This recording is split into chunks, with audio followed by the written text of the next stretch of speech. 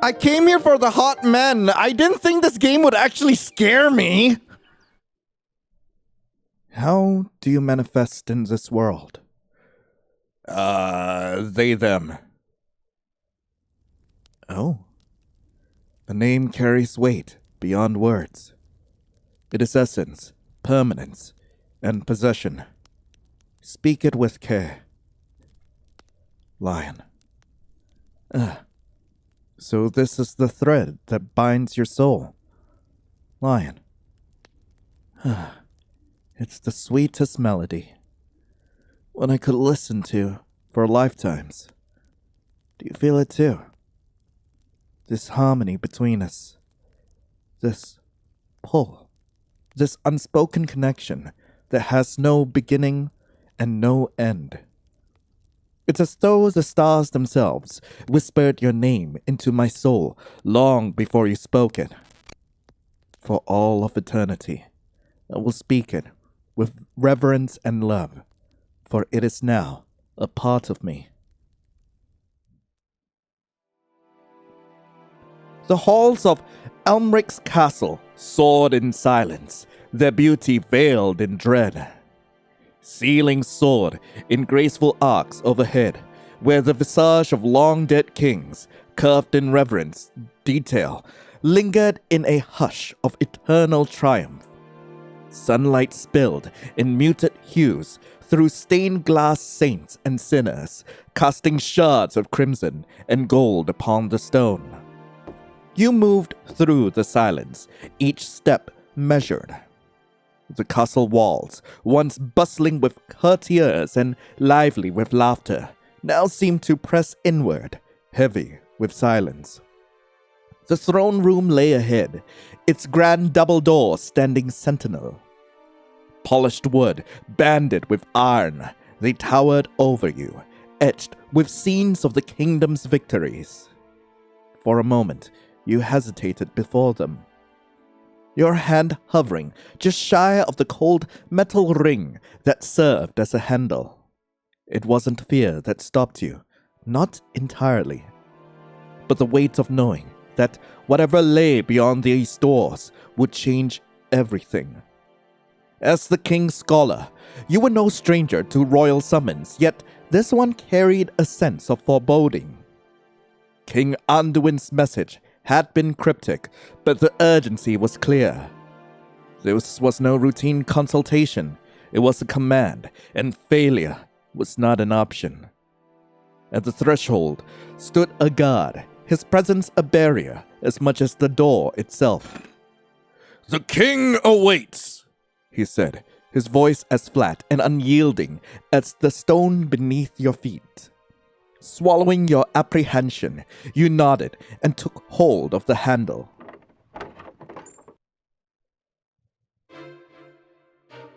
The door groaned as it swung open, revealing the throne room beyond. Chandeliers hung high above, their countless candles flickering in defiance of the somber atmosphere. Marble tiles glistened softly beneath the muted light, their quiet beauty heightening the disquiet that gripped you. Approach. The words echoed down the length of the hall. You obeyed, bowing low before the throne. King Anduin sat atop it, his crimson robes pooling around him like a tide of blood.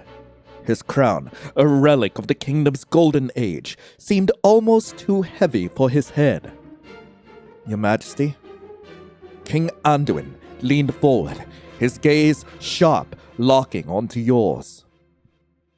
Do you know why I have summoned you? His words were measured, but beneath them lurked an undercurrent of impatience.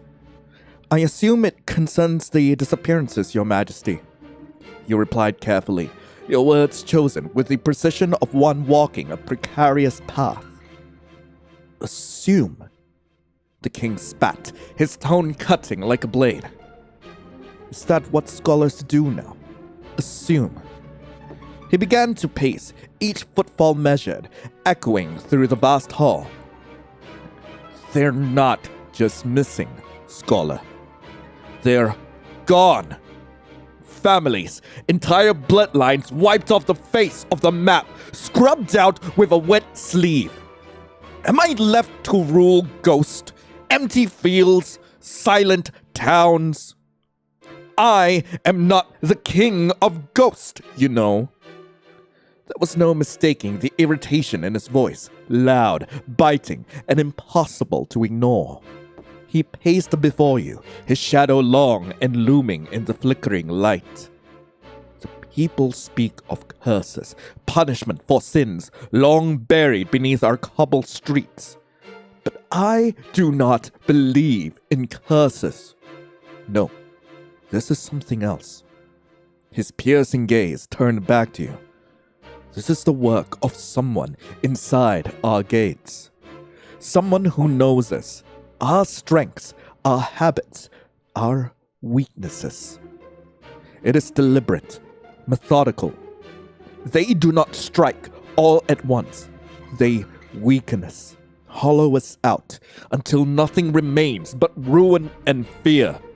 And obviously, it's me they're after. Who else would be worth all this trouble? Forgive the question, Your Majesty, but have the Shire Reeves been formally dispatched to investigate the disappearances? Given their jurisdiction and familiarity with the outer settlements, their reports could provide us with valuable context. King Anduin gave you a look so dry it could parch ink. Deployed?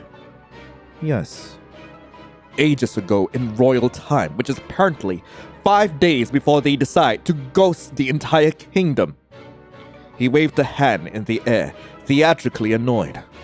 Vanished! Poof! Not a scrap of parchment or dramatic monologue left behind. I sent scouts, I sent messengers, I even sent the cavalry for heaven's sake. Do you know how hard it is to lose an entire cavalry? So, unless they're composing a very long letter from the afterlife, I'd say they've joined the list. Frankly, I'm running out of people to send who aren't either dead, terrified, or terminally incompetent. He slouched in his throne, muttering with a sigh. So tell me, scholar, since you're so clever, what would you call it? The room held its breath. Still and strained, as if the very air were a blade pressed to the throat of silence. You said nothing, could say nothing. His words left you questioning, your thoughts unclear. There was no answer. No name you could give it, no logic you could stitch to it. Only silence. It had started quietly, a single face missing from the marketplace, a lone farmhouse left to rot under sun and rain, then another and another. One became two, two became 10, 10 became towns. No blood, no screams, no shattered locks or scorched thatch. Just absence. Bread left mid-rise, stew simmering over flames that should have long gone cold. Horses saddled, rein slack, staring at nothing. Whole villages peeled open like fruit, emptied but untouched. Whatever had come hadn't acted with violence. It hadn't been chaos. It was precise, unhurried, surgical, as if they had been plucked from their very existence.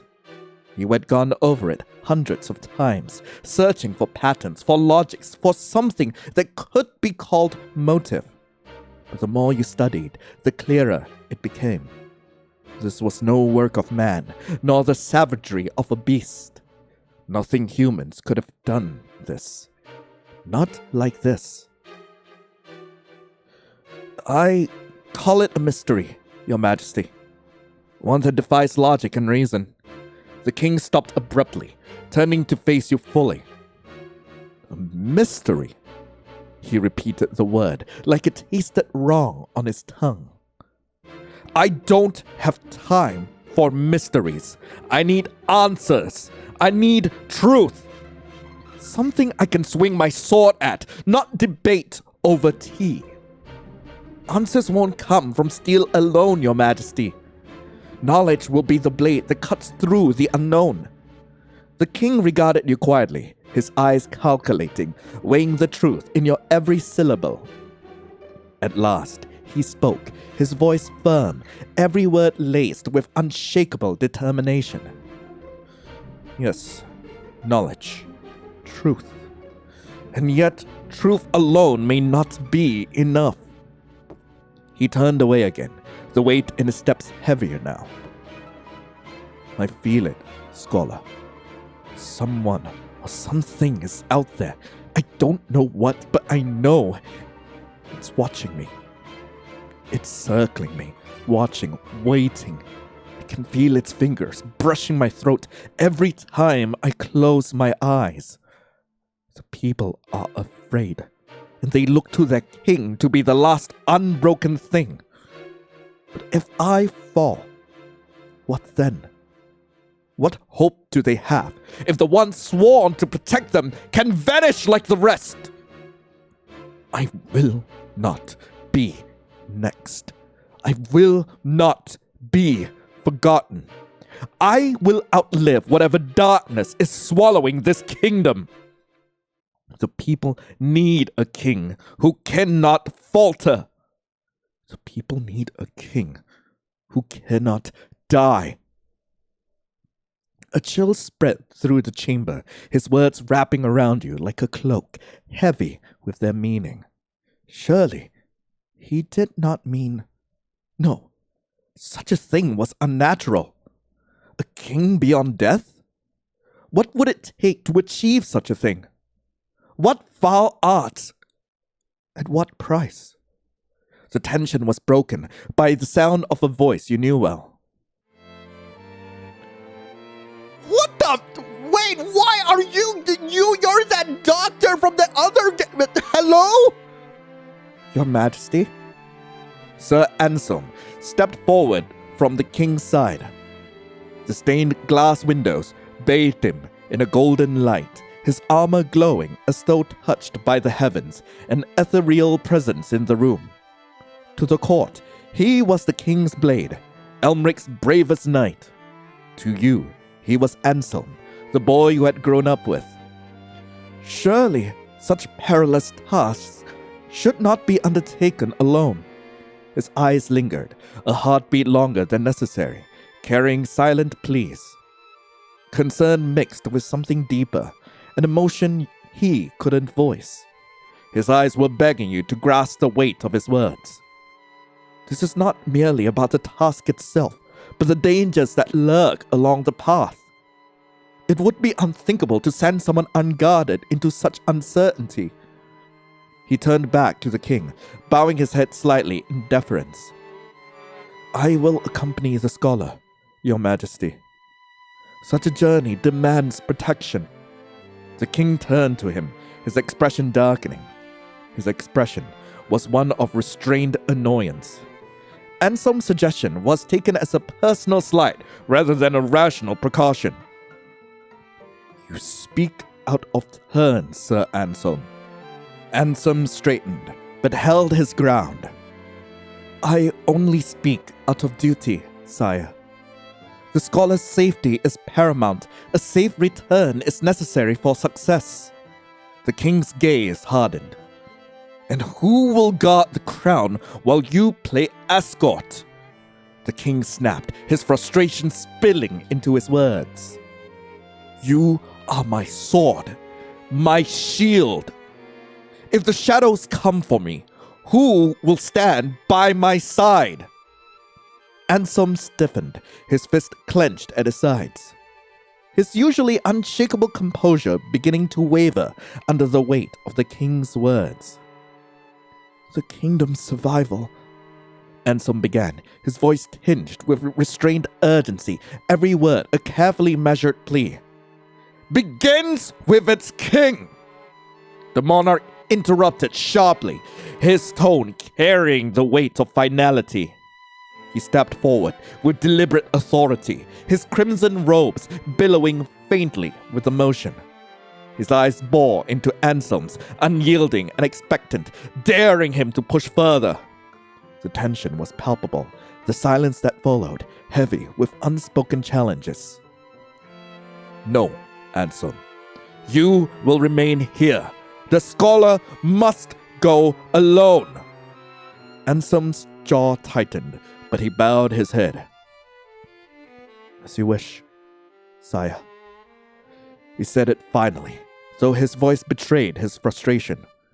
The king turned his attention back to you. "The kingdom falters under the shadow. Our people cry out for hope, for assurance that their king will protect them. And to protect them, I must endure. I must be invincible, eternal." Invincibility, eternity. These were no simple matters of science or study. They were the stuff of myths, of fables. Yet the way King Anduin spoke of it, as if it were the only logical solution, he made it clear that his true concern was not the kingdom. It was himself. "Your Majesty." Finally, you forced yourself to respond, your voice steady but cautious. "The task you ask of me, it ventures into realms of legend and impossibility." The king's lips pressed into a thin line, his eyes narrowing. "Then venture there. Seek answers where mortals dare not tread. Are you not Lion, the seeker of truths? You are the kingdom's brightest mind. Prove yourself worthy of the title, or do not return at all." The threat in his words was unmistakable, even as he crouched in the guise of royal expectation. Failure was not an option, but neither was open defiance. You bowed low, your voice steady, even as nerves tightened within you. "I will do as you command, Your Majesty." As the king dismissed you with a wave of his hand, your gaze briefly met Anselm's. Though he was bound by duty, his concern for you was palpable, a silent plea that seemed to stretch across the space between you. The heavy doors groaned shut behind you, sealing you into an inescapable path. "Well, into the woods we go!" Wait, never mind. The library of the Royal Archives stood as a solemn fortress of knowledge, its towering shelves brimming with the wisdom of centuries. The air carried the faint scent of aged parchment and wax, a solemn testament to the countless scholars who had sought wisdom within these hallowed halls. Stained glass windows high above filtered the moonlight into kaleidoscopic hues. Dust motes danced in the beams, drifting lazily, untouched by time. This was a sanctuary of knowledge, a place where the weight of history pressed upon every surface. Yet tonight, it felt anything but serene. Its husk hung over you, making the tranquil silence feel oppressively heavy. You sat at a carved oak desk, quill in hand, surrounded by stacks of parchment and books older than the kingdom itself. You prepared to confront the elusive subject of immortality. The answers you sought might have been buried in these pages, or they might not exist at all. The faint rustle of footsteps on the stone floor pulled your focus from the brittle pages of the tome you'd been poring over. Expecting a castle attendant, you looked up and froze. "Oh, hey!" Standing at the entrance was Anselm, the weight of his usual armor conspicuously absent. He wore a simple tunic, the fabric cinched at the waist by a plain leather belt. It was a rare sight to see him without his imposing metal shell, one few ever had the chance to witness. And yet, there was something strangely comforting about seeing him like this.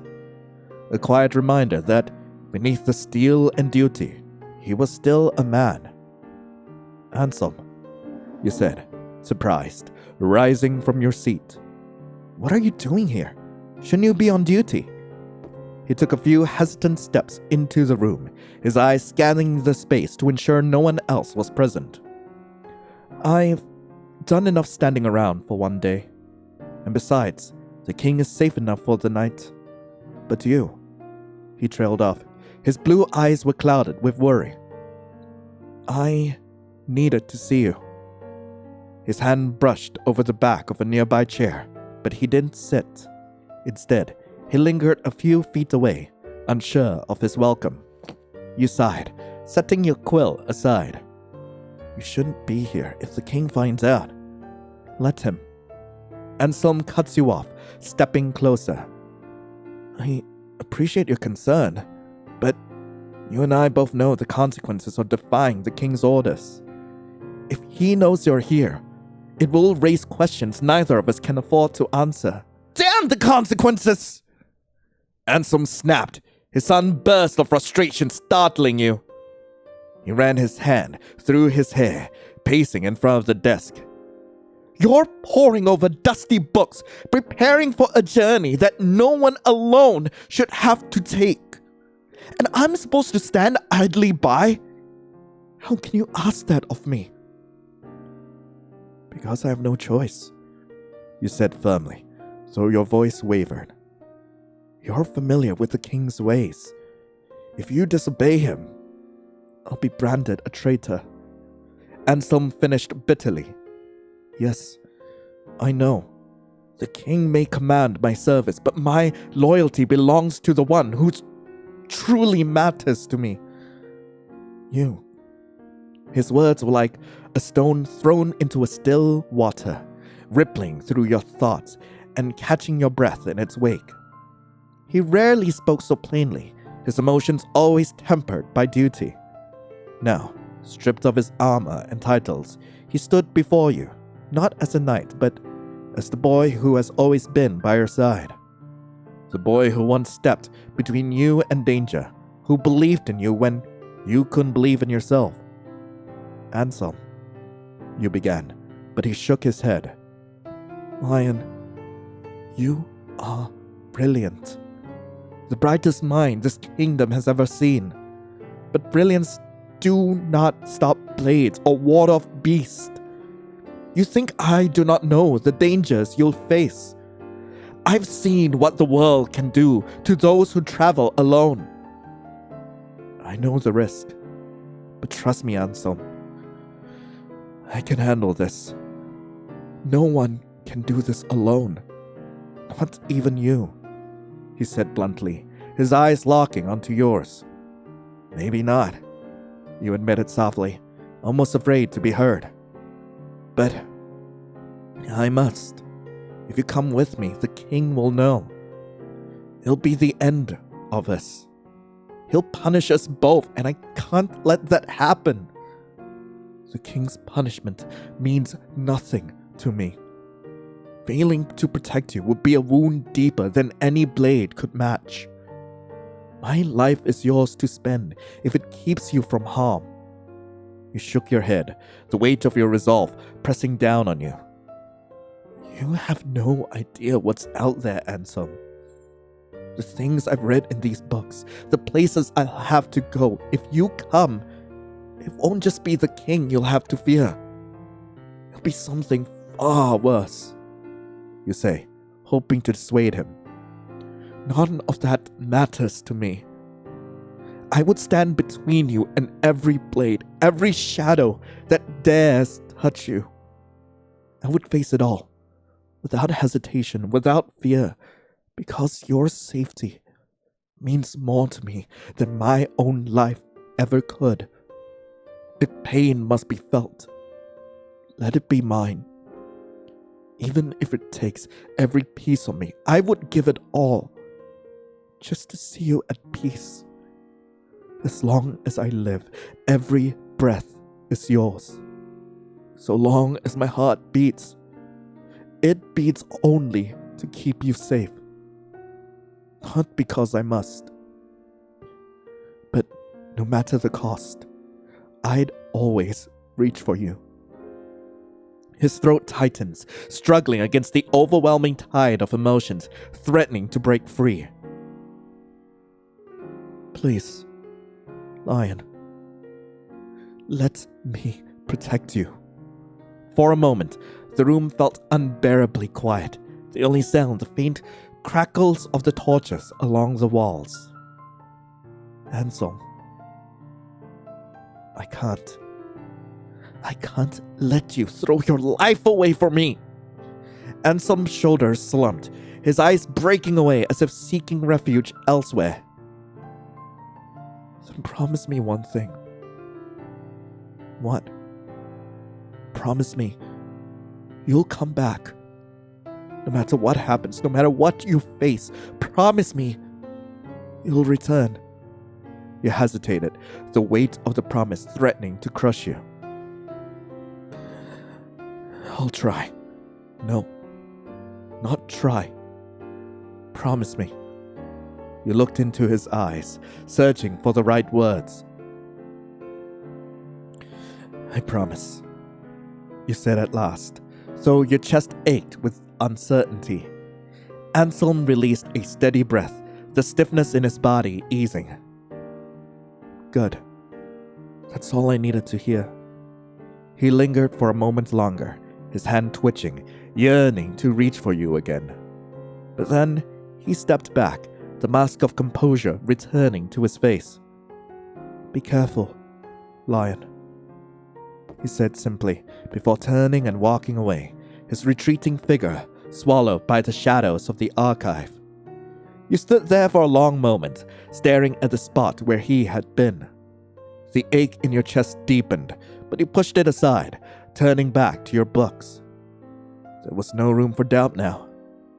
The journey ahead would demand every ounce of your focus and every piece of your heart. After days of tireless searching, your body ached and your mind felt like it teetered on the edge of exhaustion. The faint glow of the lantern cast long, flickering shadows across the forgotten stone walls. The quiet hum of the archives was a relentless companion, a monotonous drone that pressed into your thoughts as you sifted through brittle text and fragmented scriptures. Scripture spoke of mythical armors, potions brewed under rare moons, and gods whose blessings demanded unimaginable sacrifices. None of it felt concrete. None of it felt real. The deeper you dug, the more the legends seemed like lies spun to ensnare the desperate. Then, as your fingers brushed the edge of yet another meaningless text, the air shifted. The lantern's flame flickered wildly, as if caught in a sudden gust, so the room remained deathly still. Before the light could steady, something sharp jabbed into your palm. What? Ow! You hissed, drawing back. Your fingers came away, smeared with blood. There, beneath where your hand had rested, the stone seemed to drink the droplets greedily. You stared, heart hammering, as lines of crimson crept into the cracks, forming a spiral pattern upon the surface. The markings pulsed faintly, like veins under skin. And then, without warning, the stone beneath your feet gave way. You stumbled backwards, clutching the edges of the surrounding floor to stop your fall. Below you, the slab shifted with a grinding groan, revealing a gaping hollow.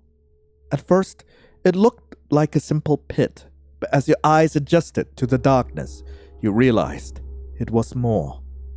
A cavernous expanse hidden beneath the archives. Stone steps spiraled downwards with a hollow, uneven and ancient, carved by hands long forgotten. With careful steps, you began your descent. The hollow stretched far beyond what you could see, its edges fading into shadow. The echoes of your footfalls seemed to grow louder with every step until it felt as if the hollow itself was amplifying your presence. The faint glint of moisture clung to jagged rock walls, and the air carried a damp, metallic tang that pricked at your senses. In the suffocating darkness below, a subtle thrum pulsed in time with your heartbeat. In the center of the hollow lay a pedestal, cradling something wrapped in decayed fabric. When you finally reached the pedestal, the object within revealed itself.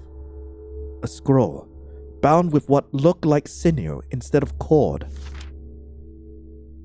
As you unrolled it with care, the symbols inscribed on the parchment seemed to shimmer faintly. The text was written in a language long forgotten by the world, its characters curving and weaving in intricate, almost hypnotic patterns. Your eyes skimmed over the cryptic text, desperately trying to pull meaning from the tangle of curves and slashes. Resources on this ancient script were scarce, almost non-existent. Few had ever seen such markings, let alone understood them. Your exposure to this forgotten language was painfully limited, yet somehow you managed to decipher fleeting fragments. Rinthurus, Athol, Veil Norash, endless, without birth or death.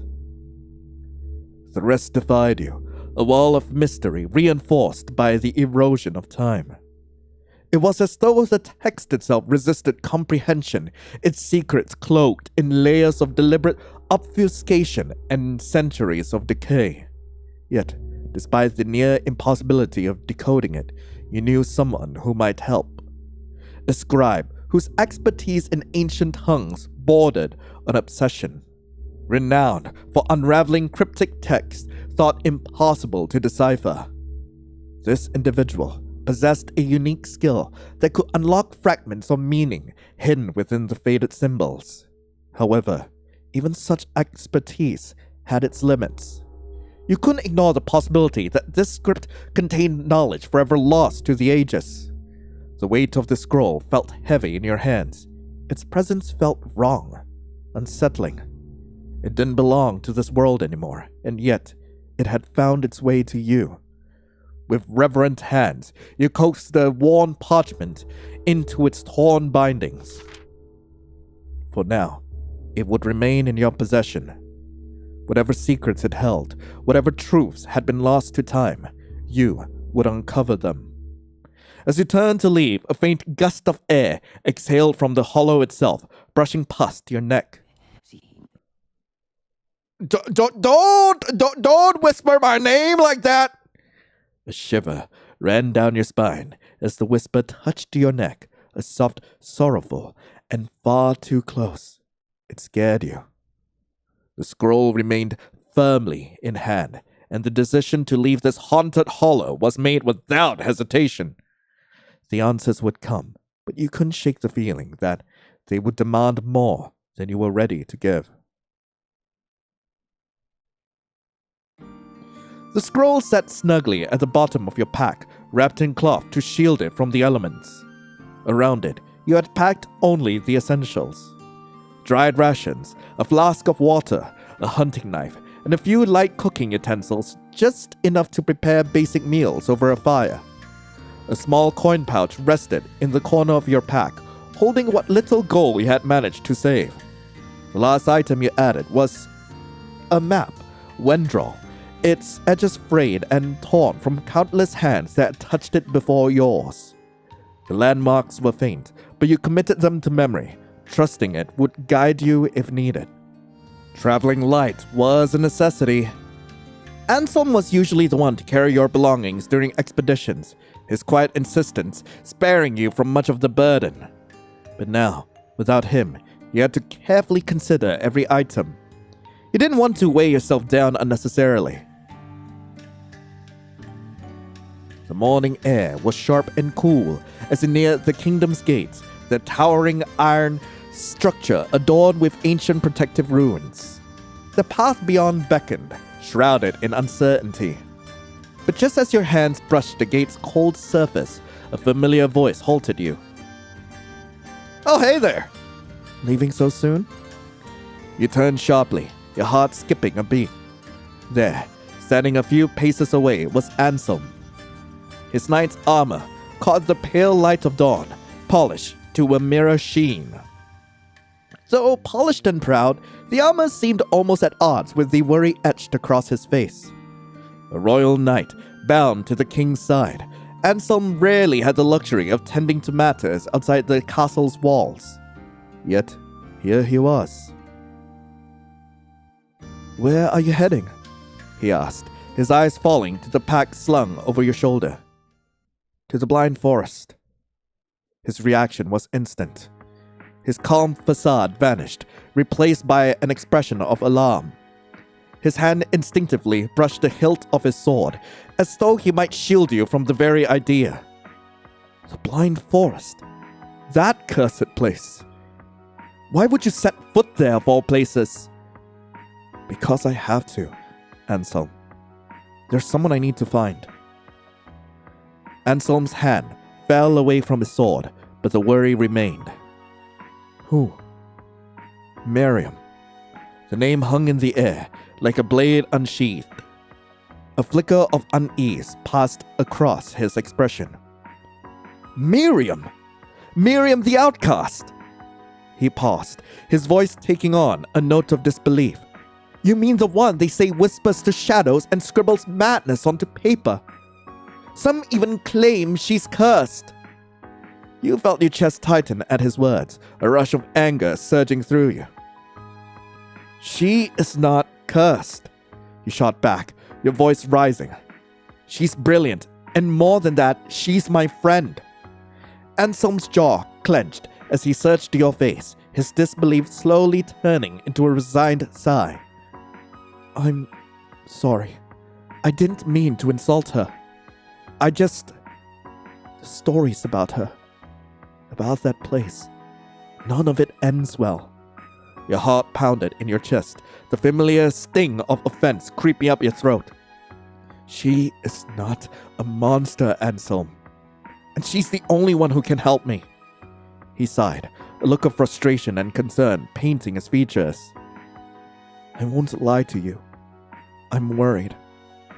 Before he could say more, the sound of hurried footsteps drew your attention. A royal guard approached, bowing deeply.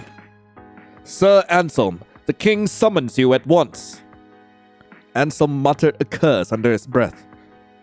He cast an apologetic look your way. Wait. Without another word, he reached beneath his armor, his fingers brushing against something hidden beneath the metal. He pulled free a pendant that hung from a simple chain around his neck.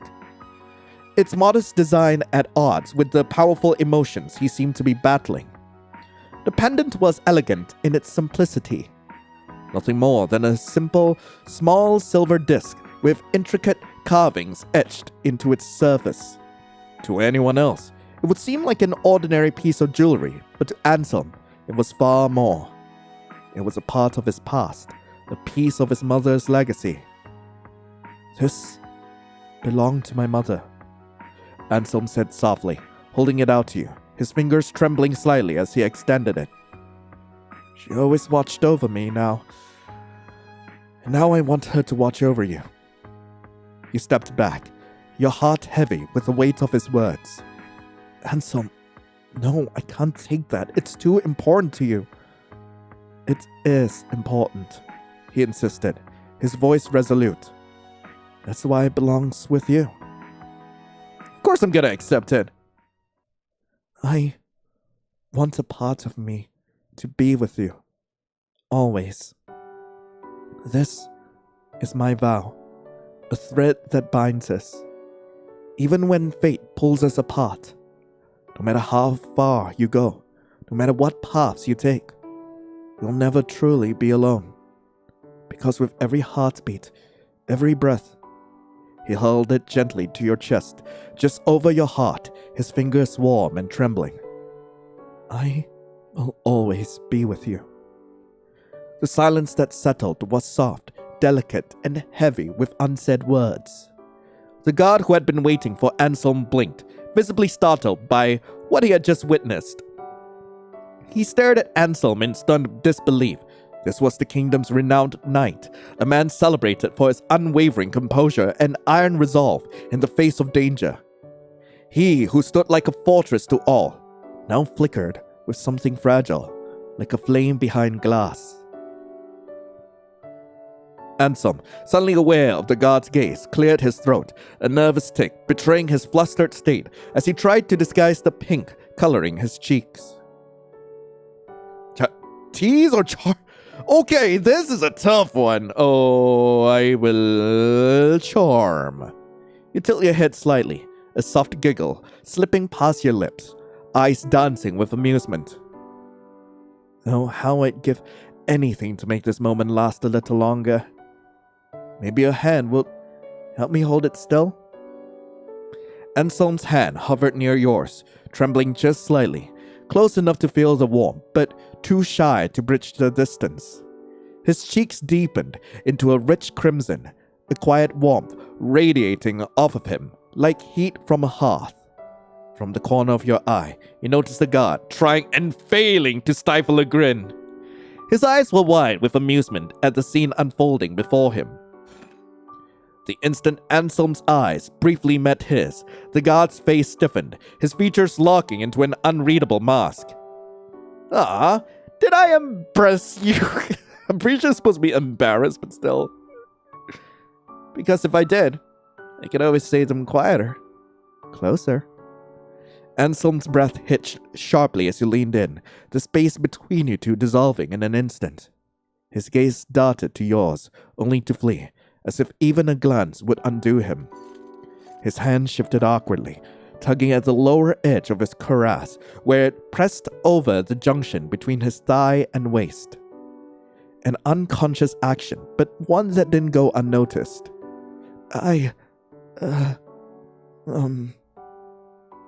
His voice faltered, his fingers nervously scraping the edge of his armor in a quiet attempt to steady himself.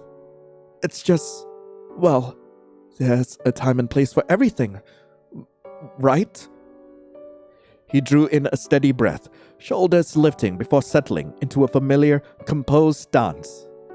He met your gaze once more, and in place of shyness, there bloomed something earnest.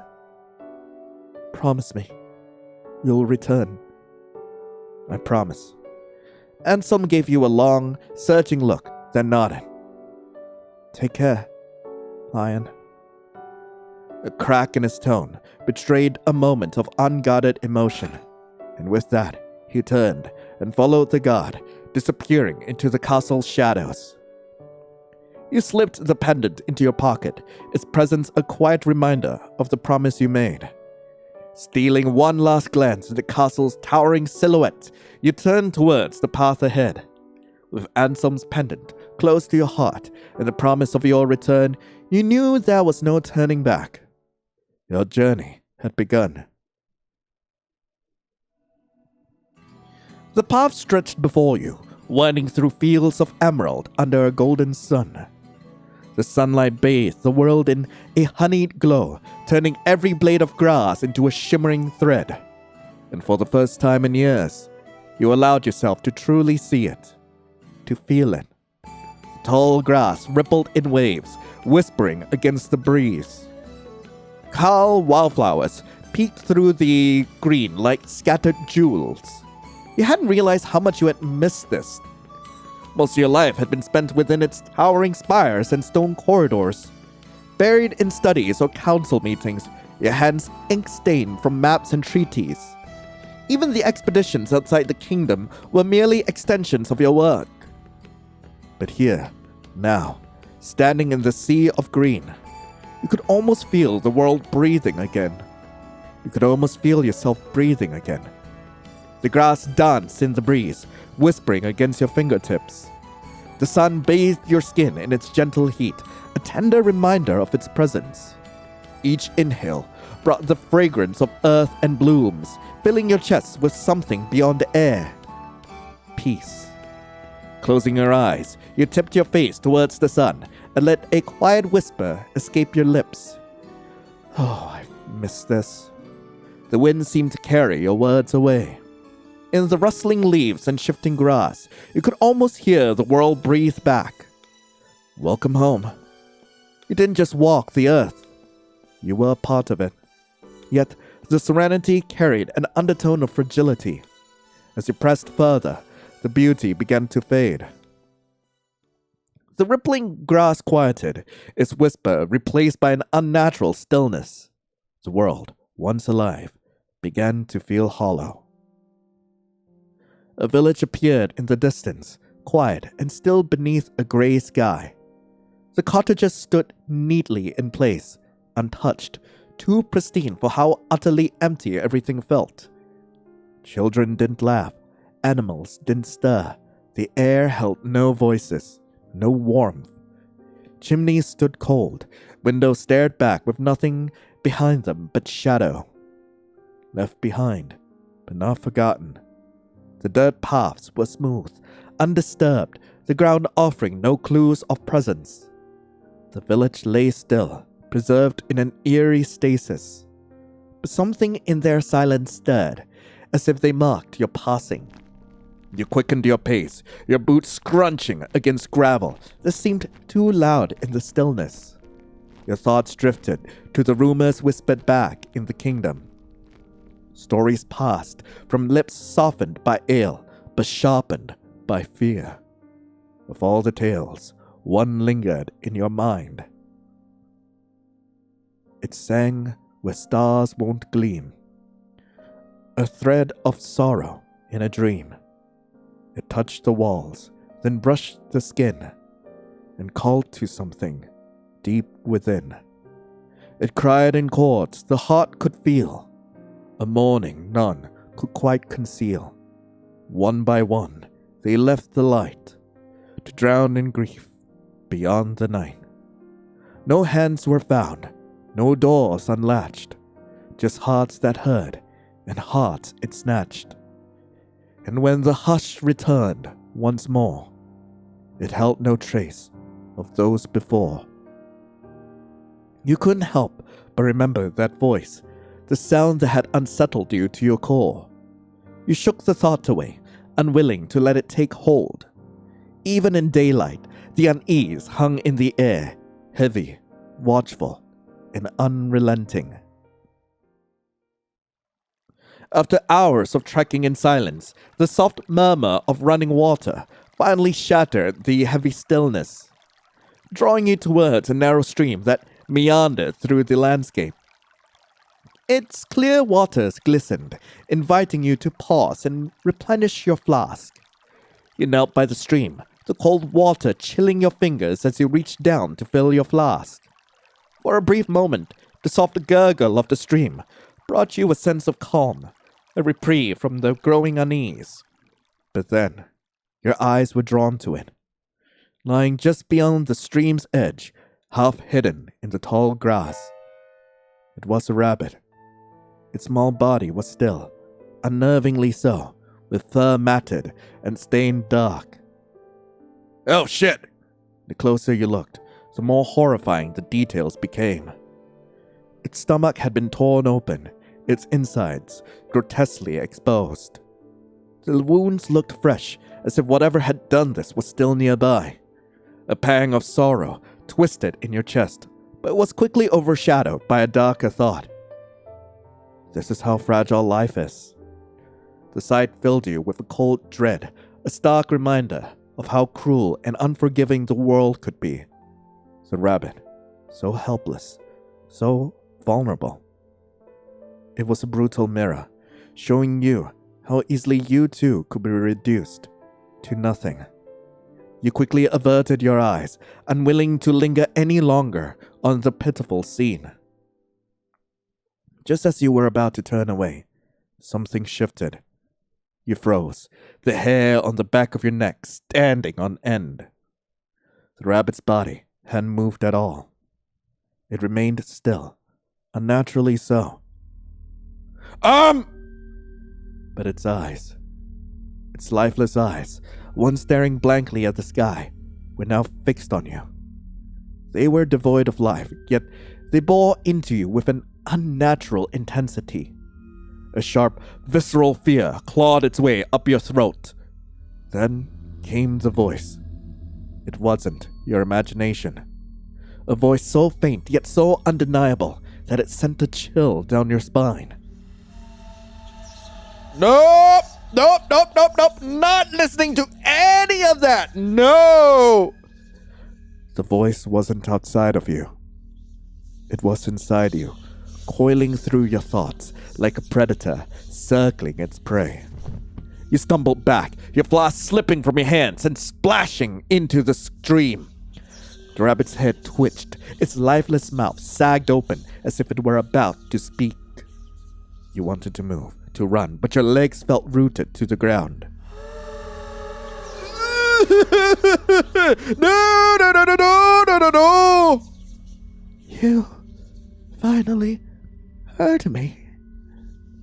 After all this time. Lion.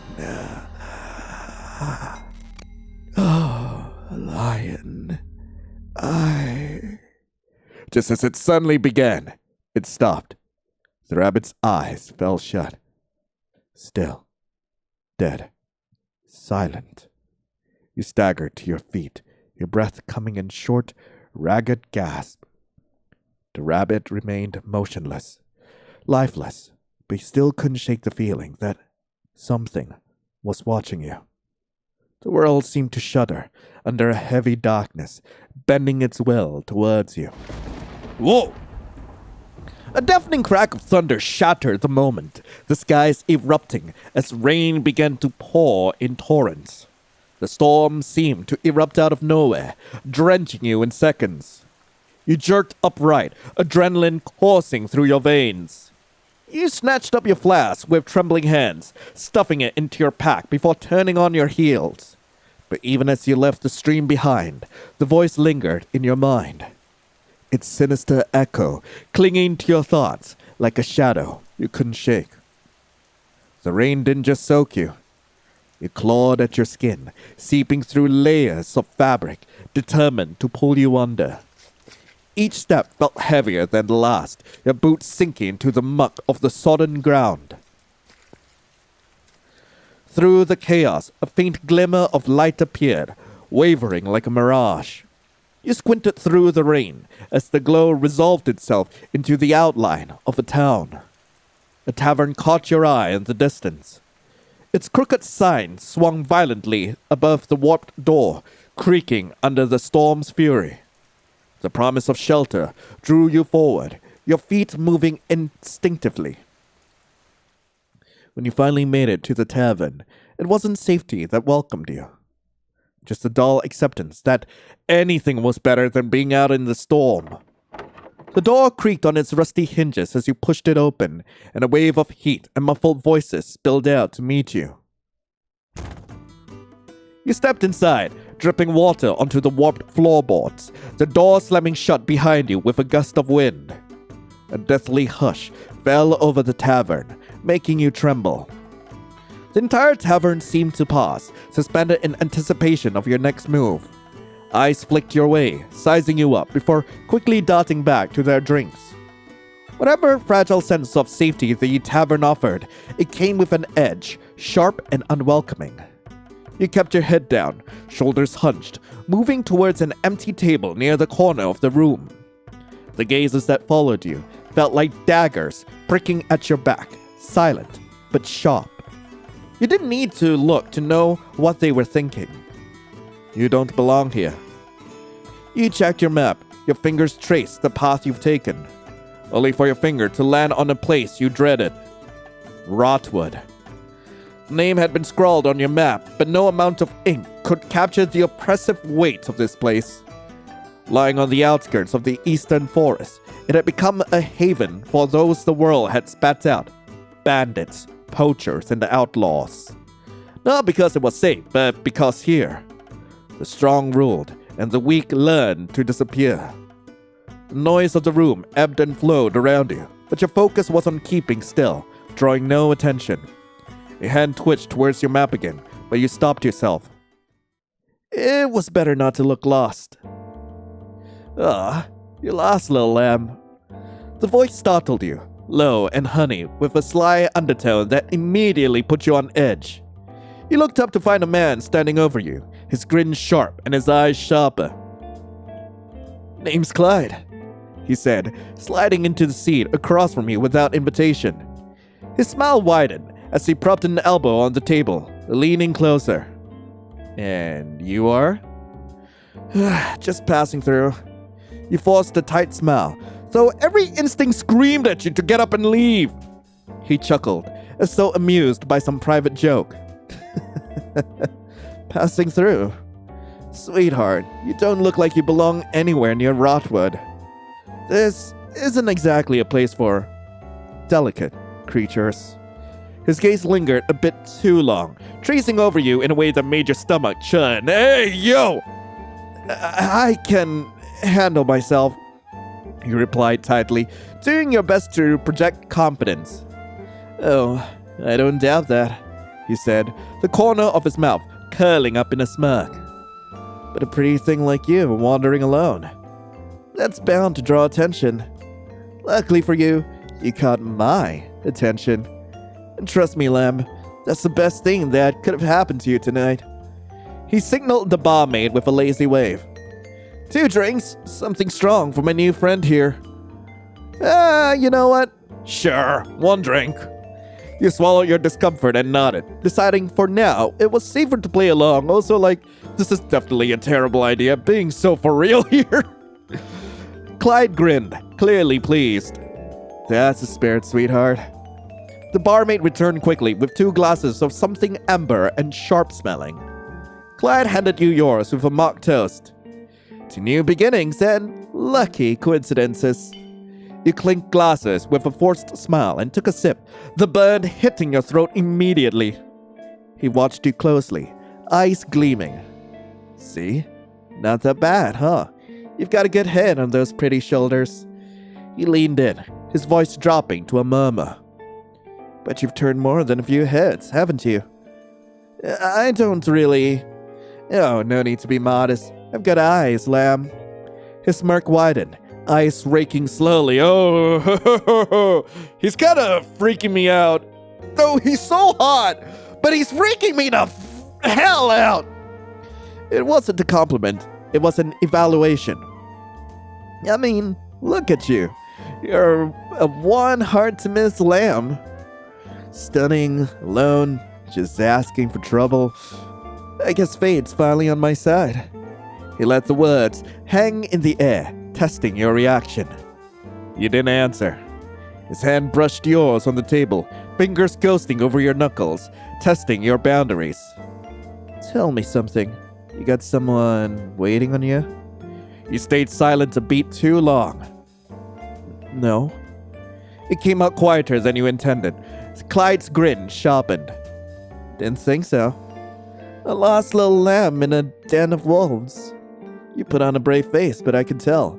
Rotwood's got you rattled. He leaned in further, his voice lowering to something more intimate. But hey, you don't have to be scared. Not with me around. 1 second, his hand brushed against yours. The next, his arm wrapped around your shoulder with the kind of ease that said he didn't need permission. He didn't even look at you. He already knew you wouldn't move. I can keep you safe. Real safe. I don't like him. He's so hot, but I hate him. Oh, God. Yeah, I've got a place not too far from here. Warm, quiet. You be treated real nice. That's not... I just needed a place to rest. You tried to keep the tremble from your voice. Clyde didn't seem to care. Oh? I'll give you rest, sweetheart. All the rest you need. His voice was smooth, practically purring with the promise of more. He let out a smug little laugh, eyes practically glowing with confidence in your compliance. You don't have to play tough with me. I can make it easy on you. He let his arm slip casually around your waist now, tugging you a little closer, enough that you could feel the heat of his body next to yours. Let me show you how much easier things can be. His breath fanned over your ear, and for a split second, you felt yourself losing your composure. I'm gonna ride his dick right now! I'm so sorry. Oh, God! Nah, don't look so tense, Lamb. I don't buy. Unless you want me to. Oh, you're such a tease! Just take me to back already! You can feel his fingers splayed across your side now. Possessive. Claimed. Your drink sat untouched in your hand, the room pressing in around you. Before you could respond, the tavern door creaked open, and a lanky, anxious-looking man rushed in, his clothes soaked from the storm. He spotted your companion immediately and made a beeline for the table. "Boss!" The lackey stammered, his voice trembling. "Someone's here to see you, boss." Clyde didn't even spare him a glance. "Then deal with it. Can't you see I'm busy?" He gestured towards you with a lazy smirk. "I've got company." The lackey swallowed hard, his eyes darting nervously between you and his boss. He leaned in closer and whispered, but you overheard him clearly. But boss, it's someone from the Royal Vanguard. He specifically asked for you and said it's urgent." That finally got his attention. His smile vanished, replaced by a scowl as he turned to glare at his lackey. "I thought I told you idiots to take care of it." The lackey fidgeted, his face pale. "We did, but useless," he snapped, shoving his chair back as he stood abruptly. His hand slammed against the table, making you flinch. "Every last one of you. Useless." He turned back to you, his grin returning, though it was sharper now, less amused and more calculated. "Don't go anywhere, lamb. I'll be right back." Before he could respond, he stormed out of the tavern, his lackey scrambling after him like a scolded dog. The door slammed shut behind them, leaving you alone at the table, your pulse racing. "Well, now what?" You stay frozen for what felt like an eternity, the tension in your chest threatening to choke you. Minutes passed, but he didn't return.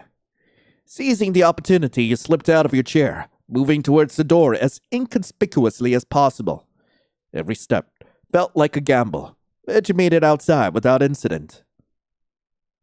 The air hit you like a wall as you stepped outside.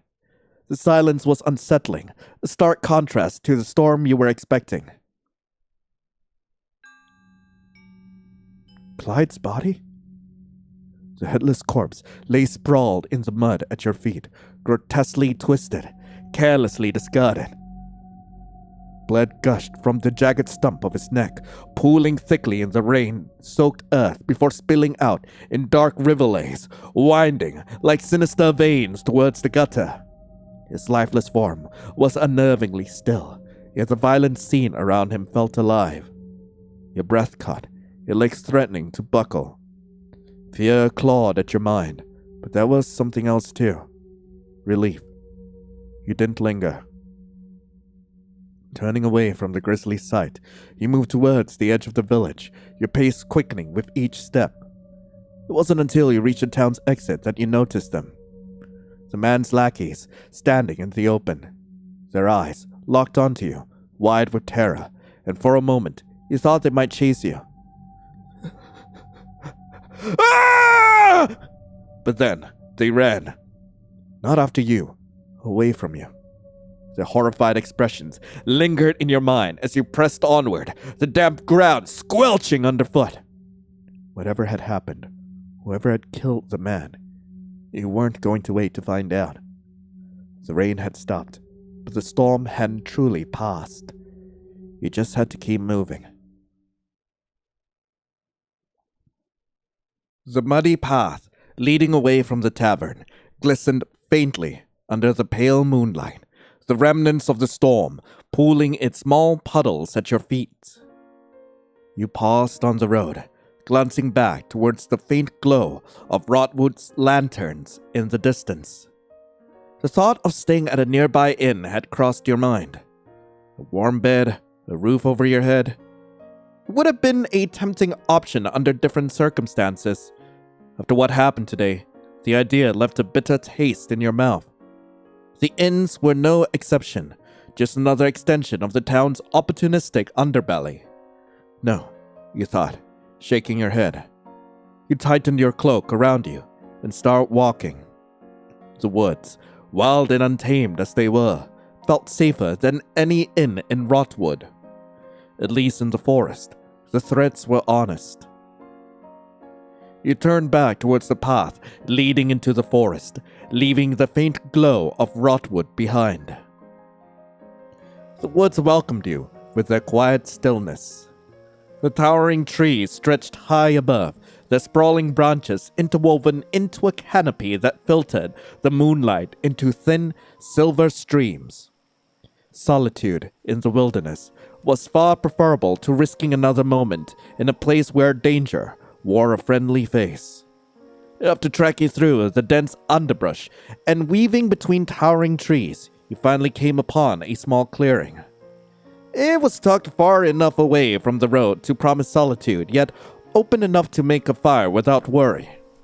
With a weary sigh, you dropped your pack, allowing the tension in your shoulders to ease. Your hands worked automatically, gathering branches and dry kindling from the forest floor. The soft crunch of leaves underfoot and the occasional snap of twigs were the only sounds accompanying you in the clearing. Soon, a small fire crackles to life, its flames licking the air with a warm, golden glow. The heat seeped into your chilled skin, easing some of the tension coiled in your shoulders. Shadows danced like fleeting phantoms along the edges of the clearing, their movements casting an air of mystique over the quiet forest. From your pack, you pulled out a small bundle of dried vegetables, their earthy aroma faint as you measured them carefully into your palm. The small pot balanced precariously over the fire as you filled it with water and stirred the mixture with slow, deliberate movements. Steam rose in lazy spirals, vanishing into the cool night air as the faint scent of cooking wafted around you. The rhythmic bubbling of the pot filled the silence, blending seamlessly with the occasional rustle of leaves stirred by the wind. Your gaze flicked towards the shadows surrounding the clearing. Even as you tried to focus on the soothing repetition of stirring the soup, there was a lingering unease pricked at the edges of your awareness. Something about the vast, open darkness felt alive, as though the woods were watching, waiting. As the soup neared completion, a sound broke through the quiet. "Oh, it's me!" You froze, the wooden spoon pausing mid-stir. The noise had been low, guttural, almost too loud to be— "It wasn't me!" Almost too loud to be yours. You instinctively pressed a hand to your abdomen, but the sensation was absent. As you convinced yourself it was nothing, a memory surfaced. How, without fail, every time your stomach grumbled, Anselm would immediately take notice. No matter the time or circumstance, he'd insist on preparing something for you, often teasing you lightly before presenting a dish with a warm smile. The memory brought a soft chuckle to your lips, a gentle wave of gratitude filling your chest. You let the thought stay with you a while longer, its warmth easing the unease in your heart. Smiling to yourself, you turned your attention back to the task at hand, feeling a little less alone. The soup was a welcome comfort, simple, warm, and soothing. You savored each bite, letting the heat work its way through your tired body. You edged closer to the fire, stretching out beside it for warmth. Once your meal was finished, you took the time to arrange a makeshift bed in the clearing. Piles of dry leaves were gathered and layered carefully, forming a soft mound to cushion the forest floor. Your cloak draped over the leaves provided an added barrier against dampness. Your pack became your pillow, its worn fabric stiff but familiar as you settled into it. For a while, you simply lay there, staring up at the sky. The canopy above was dotted with stars, their light breaking through the gaps in the trees like 1,000 tiny beacons. It was breathtaking. Countless stars filled the sky, but tonight it made the space just for you. Each constellation seemed to pulse faintly. You let your mind wander, imagining the stars as watchful guardians. Their steady presence a silent reassurance that, despite everything, this night would pass. Exhaustion settled over you like a heavy blanket, yet you couldn't tear your gaze away from the sky. The fire's warmth at your back and the star's gentle glow above created a harmony that made you feel a semblance of peace. Finally, your eyelids grew heavy, the stars blurring into smudges of light as sleep began to claim you. Tonight, the woods felt safer than anywhere else. Surrounded by the quiet of the woods and the endless beauty of the night sky, you let yourself sink into the stillness, carrying the memory of the starlit canopy with you into your dreams. And to be continued. Well then, so that was Where Eternity Sleeps. I really hope you guys enjoyed it. If you guys do want to play this for yourselves, link to the game will be in the description below. We will be back for chapter 2 of this once it releases, and this has a massively different vibe from the developer's previous game. This was actually made by the same developer of Prescription Love. I think that's the name of the game. I will be linking it somewhere over here, but I have to say, I absolutely love it. I love the vibe. I love the writing of it. The art is immaculate. And some of the scenes definitely freaked me out. I'm so curious to see where exactly it's gonna go for the future chapters. But anyway, thank you so much for watching. Hope you all have a lovely rest of the day. And as always, I'll be seeing you in the next video. This is Lion, signing off. Ciao.